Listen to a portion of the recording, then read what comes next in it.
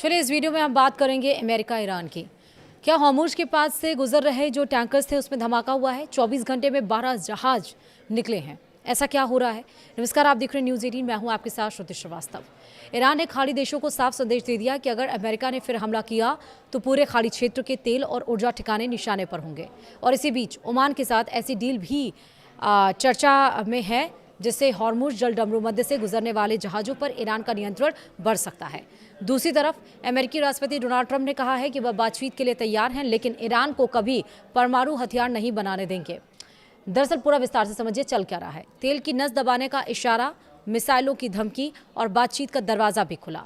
Iran ने एक साथ ऐसे दो दांव चले हैं जिनसे पूरा खाड़ी इलाका और अमेरिका नई कूटनीतिक खींचतान के बीच आ गए हैं।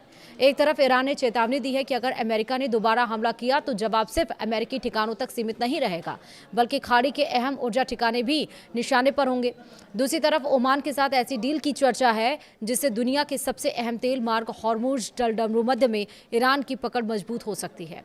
न्यूज एजेंसी रॉयटर्स की रिपोर्ट के मुताबिक 5 सूत्रों ने यह बताया है कि अमेरिकी राष्ट्रपति डोनाल्ड ट्रंप की 28 जुलाई को उस चुनौती के बाद ईरान ने तेज कूटनीतिक पहल शुरू की, जिसमें ट्रंप ने ईरान के ऊर्जा नेटवर्क और बुनियादी ढांचे को हमला करने की बात कही थी।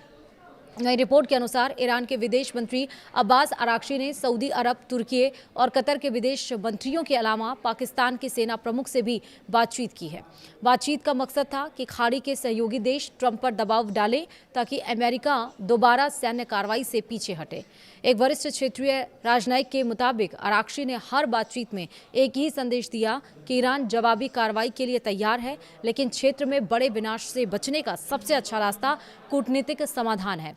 एक अन्य सूत्र ने कहा है कि ईरान का संदेश बिल्कुल साफ था। अगर अमेरिका ने ईरान के बुनियादी ढांचे पर हमला किया तो जवाब में खाड़ी के ऊर्जा प्रतिष्ठानों और दूसरे रणनीतिक ठिकानों को निशाना बनाया जाएगा।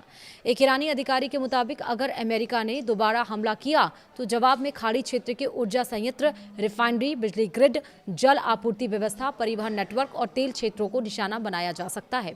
वहीं अधिकारी ने कहा कि अगर ईरान को नुकसान पहुंचा तो जवाब में उससे कहीं ज्यादा नुकसान किया जाएगा। और इसी दरमियान अधिकारी ने 2019 में सऊदी अरब की अरमार्को तेल फैसिलिटी पर हुए ड्रोन और मिसाइल हमलों का भी जिक्र किया है, जिससे उस समय देश का आधे से ज्यादा कच्चे तेल का उत्पादन प्रभावित हुआ था। इसी बीच रॉयटर्स की दूसरी रिपोर्ट में ये दावा किया गया है कि ईरान और ओमान के बीच एक प्रस्तावित समझौते पर बातचीत चल रही है।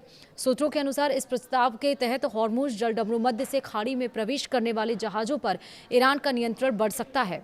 रिपोर्ट के मुताबिक युद्ध से पहले इस समुद्री मार्ग से सभी जहाज बिना किसी शुल्क के गुजरते थे। अगर प्रस्ताव लागू होता है तो यह क्षेत्रीय शक्ति संतुलन में ईरान के पक्ष में बड़ा बदलाव माना जाएगा।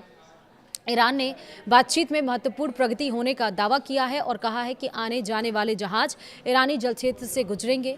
लॉस वेगास में एक कार्यक्रम के दरमियान अमेरिकी राष्ट्रपति डोनाल्ड ट्रंप ने कहा कि अमेरिका अब भी ईरान से बातचीत के लिए तैयार है, लेकिन तेहरान को कभी परमाणु हथियार हासिल नहीं करने दिया जाएगा। वहीं ट्रंप ने कहा कि मैं समझौता करना पसंद करूंगा क्योंकि मैं लोगों को मारना नहीं चाहता। उन्होंने ये भी दावा किया कि अमेरिका दूसरे विश्व युद्ध के बाद का सबसे बड़ा हमला करने की तैयारी में था, लेकिन ईरानी अधिकारियों ने बातचीत की इच्छा जताई, जिसके बाद से हमला रोक दिया गया। ट्रंप के मुताबिक उन्होंने कहा था कि हमला मत कीजिए, आइए बात करते हैं, और बाद में उन्होंने इससे इनकार कर दिया। लेकिन बातचीत चल रही है, देखते हैं क्या होता है। वहीं अपडेट्स कुछ आए हैं इस खबर से रिलेटेड कि फ़लस्तीनी सूचना केंद्र यानी कि पैलेस्टाइन इंफॉर्मेशन सेंटर के मुताबिक कब्जे वाले वेस्ट बैंक के कलंदिया शरणार्थी शिविर में इजरायली सेना का अभियान लगातार दूसरे दिन भी जारी है। रिपोर्ट में दावा किया गया है कि कार्रवाई के दरमियान 3 लोग गंभीर रूप से घायल हुए हैं, जबकि 60 से अधिक लोग आंसू गैस के कारण प्रभावित हुए हैं। रिपोर्ट के अनुसार कलंदिया कैंप की पॉपुलर कमेटी के प्रमुख ने आरोप लगाया कि सैन्य अभियान के दरमियान कई घरों को नुकसान पहुंचाया गया, नकदी और सोने के आभूषण के लिए गए और साथ ही 8 रिहायशी मकानों को सैन्य चौकियों में बदल दिया गया। वहीं राइटर्स की रिपोर्ट के मुताबिक बुधवार को बाब अल मंदेब और हॉर्मुज़ जल डमरू मध्य से गुजरने वाले जहाज़ों की संख्या में बड़ी गिरावट दर्ज की गई है। समुद्री ट्रैकिंग कंपनी क्लेपर के आंकड़ों के अनुसार हॉर्मुज़ जल डमरू मध्य से बुधवार को सिर्फ 2 जहाज गुजरे, जबकि एक दिन पहले यह संख्या 8 थी। वहीं अमेरिका, इजरायल और ईरान संघर्ष शुरू होने से पहले इस मार्ग से हर दिन करीब 130 से 140 जहाज गुजरते थे।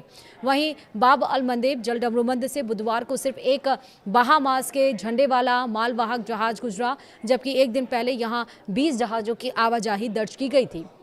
रिपोर्ट के अनुसार 20 जुलाई को ईरान समर्थित हुती समूह द्वारा सऊदी अरब के खिलाफ समुद्री नाकेबंदी की घोषणा के बाद इस मार्ग पर यातायात लगातार प्रभावित हो रहा है।